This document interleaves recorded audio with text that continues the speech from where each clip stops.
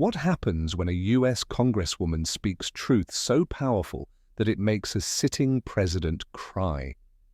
A single 6-minute speech shattered the boundaries of politics and changed the way the world views leadership, dignity, and humanity. Stick with us, because what you're about to hear will leave you questioning everything you thought you knew about power. Dear friends, what you're about to hear is more than just a story.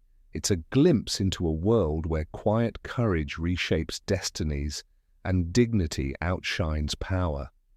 These are the voices often missed by the headlines, but not here. If this kind of storytelling moves you, if it stays with you long after the screen fades, we invite you to subscribe and ring the bell.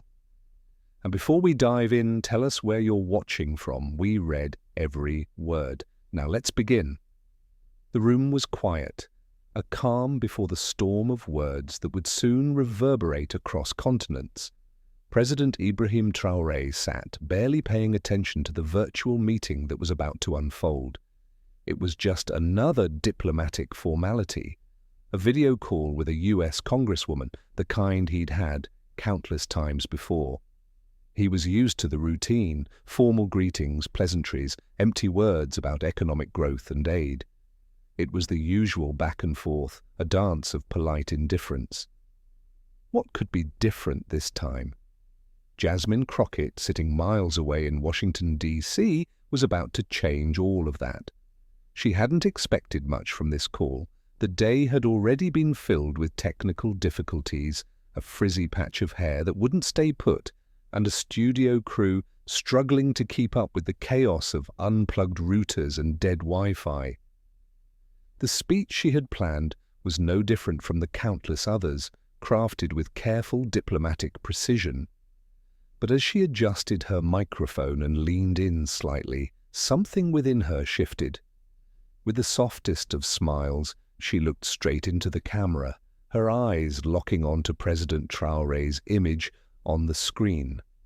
The formalities faded away in that moment, and she spoke not of policies, not of trade agreements, but of something deeper, something no one expected. She wasn't asking for permission. She wasn't following a script. What followed would not be just another video conference. This was the beginning of a conversation that would change everything. I know I'm supposed to speak today about trade frameworks and development goals, Jasmine began, her voice steady but filled with an undercurrent of emotion. But if I may, I'd like to speak about something deeper. The room seemed to hold its breath. President Traoré, who had been prepared for another round of safe, scripted diplomacy, now sat up, his eyes narrowing. He was listening. And for the first time in a long time, he was hearing something real.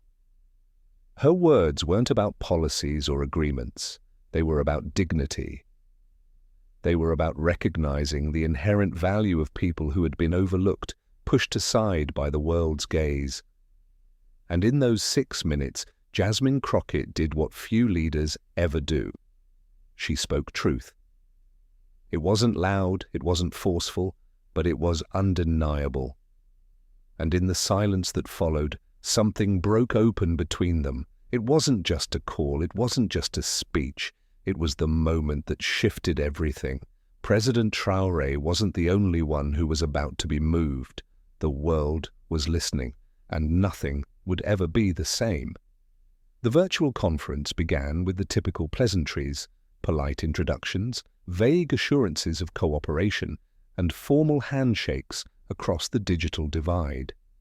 President Ibrahim Traoré, his face stoic as always, responded to each statement with the practiced neutrality of a seasoned leader. On the other side of the world, Jasmine Crockett was doing the same. She was following the script, nodding in agreement, offering diplomatic smiles as she sat in her modest studio, her thoughts already wandering. It was just another call, another routine diplomatic exchange. But then, as if something deep within her urged her to go beyond the usual, Jasmine shifted her posture and leaned forward. Her words, soft yet deliberate, cut through the fabric of the conversation, and in that instant, everything changed. "Mr. President, today I won't talk about trade agreements or development goals," she said. The room fell silent, her voice carrying the weight of something more than words. "I want to talk about something deeper." In that moment, a wave of attention passed through both rooms. President Traoré paused, his eyes narrowing as he sat back, taking a full measure of the woman who had just disregarded the carefully constructed formality of the meeting. Her words had already made him shift in his chair, and for the first time, he wasn't just hearing a US politician speak. He was hearing someone who understood the weight of what it meant to be a leader of a nation so often dismissed by the world. She spoke not as a politician, but as a human being. Jasmine didn't refer to economic statistics, trade deals, or policy frameworks. Instead, she spoke of dignity. She spoke of sovereignty, of standing firm in the face of those who wanted to take advantage of the struggles of nations like his. It wasn't a speech designed to please or to placate. It was a raw acknowledgement of the hard, difficult choices President Traoré had made, choices that many in his position had been too fearful to make. For a brief second, the silence hung between them, broken only by the sound of the translator's voice catching up to Jasmine's words. But it wasn't just a translation of language, it was a moment of recognition. And in the stillness, President Traoré felt something stir within him, not out of pride, but out of a quiet, profound respect. Jasmine wasn't praising him for political gain. She wasn't offering hollow compliments. She was simply seeing him, not as a leader in a suit behind a desk, but as a human being who had fought, and sometimes lost, battles for his people.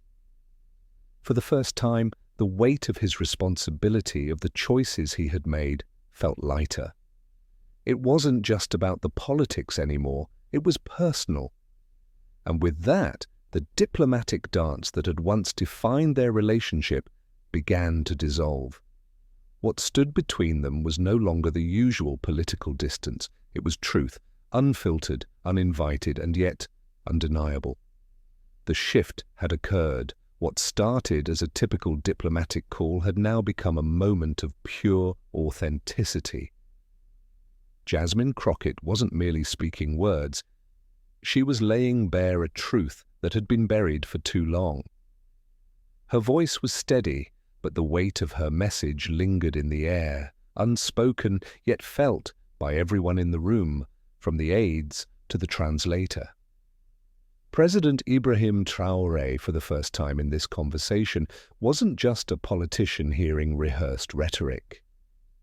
He was a man sitting with the weight of his choices, listening not to a scripted speech, but to a profound truth that rang through every word she spoke. "You chose your people," Jasmine had said, her voice almost tender, as she acknowledged the very essence of what had separated President Traoré from so many other leaders. She had seen it. She had seen the courage in his decisions, the strength to refuse the promises of foreign aid dressed as a trap, the willingness to put his people before economic favors. For the first time, Traoré wasn't hearing a mere gesture of politeness. He was hearing an understanding of the sacrifice and cost behind his leadership. Her words weren't aimed to flatter or criticize. They weren't even about praising his political achievements. They were simply a recognition of the humanity within him. It was a rare and profound moment where one leader spoke not of the titles or the accolades, but of the invisible battles fought in the name of dignity. Jasmine didn't focus on the systems that were often placed in front of him. She saw beyond them. She saw him, a man who had taken the hardest road, who had made choices that many wouldn't dare make, and she recognized the silent strength that was required to stay true to his people despite the consequences. In that moment, something irrevocable happened. The walls of diplomacy, the scripted words, the performative smiles, all of it faded into the background. Jasmine's message wasn't just heard, it was absorbed, as if it had broken through years of routine and hit a raw nerve. She had spoken to him, not as a leader of a country, but as a man carrying the weight of his people's hopes and struggles. And he listened, not with political detachment, but with the vulnerability of someone who had just been seen, truly seen, for the first time. That moment of recognition left no room for words, only the quiet, overwhelming impact of truth shared between two souls. As the conversation progressed, an unexpected stillness settled in. For a moment, it wasn't the hum of a diplomatic exchange that filled the virtual room, but the weight of something much deeper. President Ibrahim Traoré, a man who had spent years navigating the complexities of power, who had grown accustomed to political gestures and carefully chosen words, found himself confronted with an unspoken truth. Jasmine Crockett had done something that no one before had managed to do. She had broken the silence, not with outrage, but with honesty, the kind that makes even the most hardened leader pause and reflect. Jasmine wasn't just sharing a political point or an economic strategy, she was sharing the essence of her own journey. Her vulnerability, the way she confessed her struggles with feeling overlooked, underappreciated, had made the president see her not just as a congresswoman, but as a person who had been underestimated as he too had often been. She spoke of the quiet battles, the ones fought not in the glare of the spotlight, but in the moments when no one was watching, when you find your strength not in the applause, but in the choice to stand firm, even when others don't believe in you. "Don't wait to be invited to the table," Jasmine had said, her words piercing through the usual diplomatic distance. And it was then, as she spoke about not waiting for permission to lead, that the full impact of what was happening hit President Traoré. This wasn't just about political strategy or power dynamics. This was about dignity, about the unyielding need to claim one's place in the world, to demand respect not because of titles or wealth, but because every human being, every nation deserves to be seen. President Traoré, who had once been focused on economic deals and foreign policies, now found himself confronted with something much more profound. His role as a leader, his responsibilities, and his decisions were all part of a bigger picture, one that Jasmine had reminded him of. The real essence of leadership wasn't about bowing to external pressures or pleasing powerful voices. It was about listening to the people, about seeing them for who they truly are, beyond the labels, beyond the needs of diplomacy. And in that moment, he didn't just hear her words, he felt them. The world wasn't asking him to conform anymore. It was asking him to lead with his heart. Jasmine Crockett had done more than speak. She had ignited a spark, one that had the power to change the way President Traoré saw himself and his people. It was the kind of truth that left no room for diplomacy, only for reflection, understanding, and action. The shift in President Ibrahim Traoré was profound and undeniable. As Jasmine Crockett's words lingered in the air, something inside him changed. He had seen many speeches, heard countless accolades and criticisms, but none had left him feeling this way, seen and understood on a human level. What was so striking about Jasmine's message was not just its clarity, but its honesty. It wasn't just about political maneuvering or the typical courtesies expected between world leaders. It was a call to recognize the humanity in each other, to honor the unspoken struggles, and to lead not just with intellect, but with compassion. As the call came to an end, there was no grand sign-off, no usual pleasantries to close the discussion. In fact, the silence that followed was the loudest part of the entire exchange.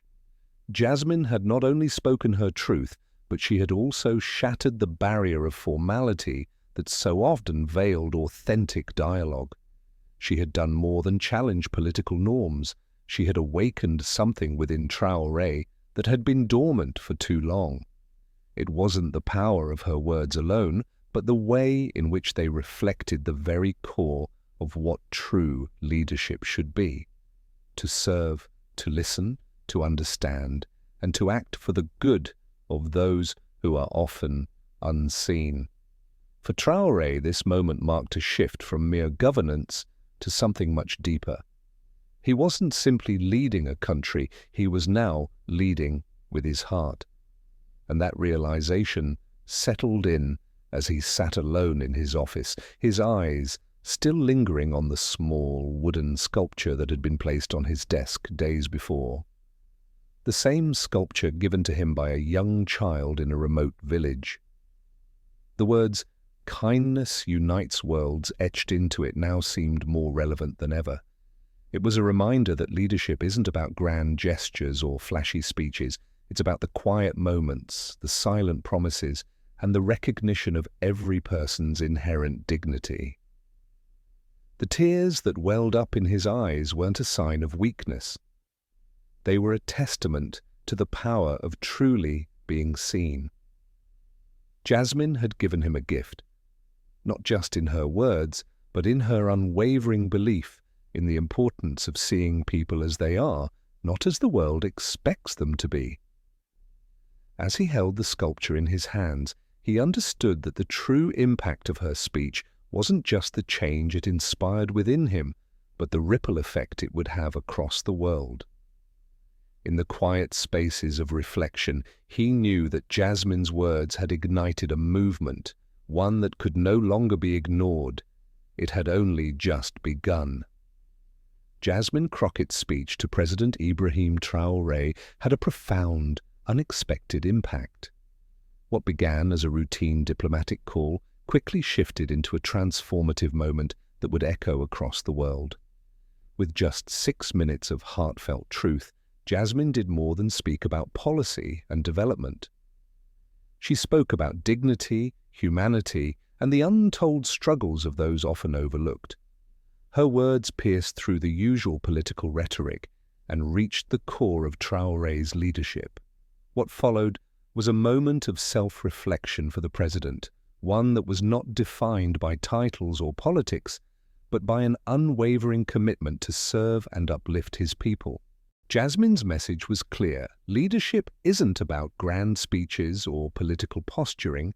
It's about seeing the people you serve, truly hearing them, and recognizing their worth. President Traoré, a man shaped by years of political maneuvering, found himself standing in a moment of vulnerability, realizing that true leadership isn't about dominance, but about the ability to connect with people on a human level. In that space of raw honesty, both of them were reminded of what it truly meant to lead with heart, to see the dignity of others, and to work for the good of the community. The lesson we can take from this moment is powerful. In a world often filled with noise and distractions, we must strive to listen to one another, to see the struggles, and to speak truth, even when it feels uncomfortable.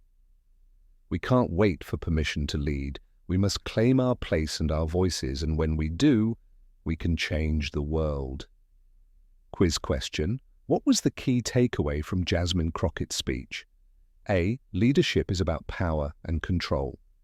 B. Leadership is about dignity, humanity, and listening to others. Please comment your answer below with either A or B. We'd love to hear your thoughts and opinions on this story. Don't forget to subscribe to our channel and support us so we can continue creating impactful content.